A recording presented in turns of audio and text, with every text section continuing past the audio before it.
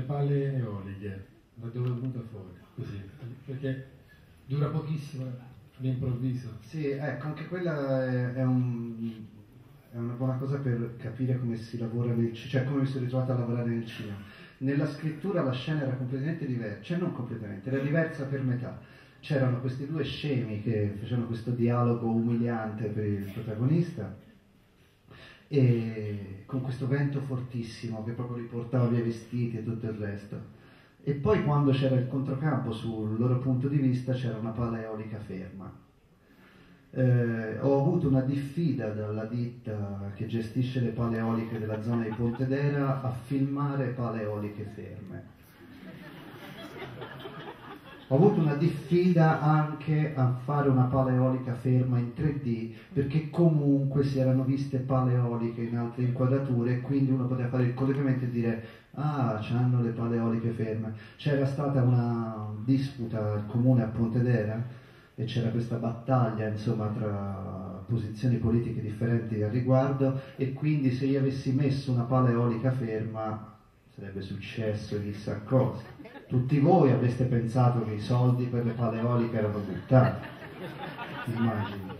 E quindi mi sono ritrovato che non la potevo mettere ferma, ho detto boh, speriamo faccia ridere pure con la pala che gira. L'altra cosa, poi io avevo chiesto un motore d'aereo per fare il vento, hanno capito male, a Cinecittà mi hanno mandato praticamente un phon che non faceva nulla, per cui tutto questo effetto vento era, solo che loro erano talmente buffi in quella scena che l'ho lasciata lo stesso. Ah, nemmeno Coca-Cola potevo dire.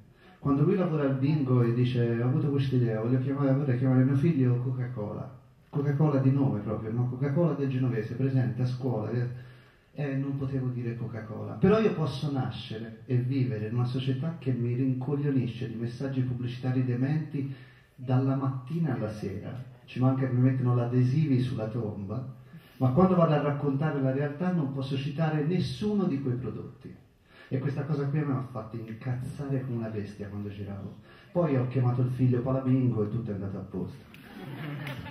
La situazione finale l'ho trovata abbastanza straniante, anche quella, insomma, cambia tutto completamente, e anche il personaggio di lei che abbastanza si stacca un po' dagli schemi delle persone normali che troviamo in giro, invece si unisce alla folla e fugge anche lei, spiegando come unica soluzione se ne vanno tutti vado anch'io.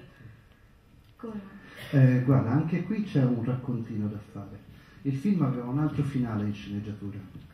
Nel finale alternativo in realtà loro due insieme andavano su questa terrazza da rivoluzione, no? Era una specie di Adamo ed Eva, insomma, che si trovavano davanti a questo fine di mondo o inizio di mondo. Poi vedendo come il personaggio di lei si era trasformato per l'interpretazione che aveva dato Anna Bellato, che era particolare, era molto contenuta, non l'aveva mai spinto da fargli guadagnare una forza in più. La notte prima di girare il finale io non ho dormito e ho scritto questo finale nuovo, quello dove praticamente anche lei va via. Anche perché abbiamo parlato poi con Anna e ci siamo detti, però questa cavolo c'ha una relazione con uno stronzo tremendo, no? Cioè era una che secondo noi alla fine quella forza lì di andare fuori a affrontare questa verità che le arrivava nel muso non ce l'aveva, mentre l'unico personaggio che ci sembrava avesse fatto un percorso di crescita e tra virgolette insomma di illuminazione era quello di Luca, del protagonista. Per quello il film finisce così. Nella scrittura era diverso, era molto più romantico. Quando sono arrivato a quel giorno mi sono detto che, visto i pesi come erano diventati, perché le cose cambiano molto tra il momento in cui le pensi a casa, le scrivi, e quando poi diventano persone, diventano luoghi, diventano modi in cui hai girato, anche problemi, no? Cose che magari ti fanno cambiare la direzione per necessità di sopravvivenza.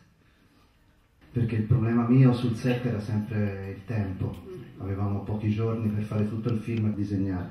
Per quanto riguarda la vicinanza tra i disegni miei e quello che è venuto poi nel film è naturale. Io ho passato quasi 20 anni al tavolo di disegno, è la mia vita, per cui il mio sguardo si è formato lì e per me è stato naturale e inevitabile proprio riprodurre quel tipo di formato, insomma, c'è quell'equilibrio lì, se c'è un equilibrio.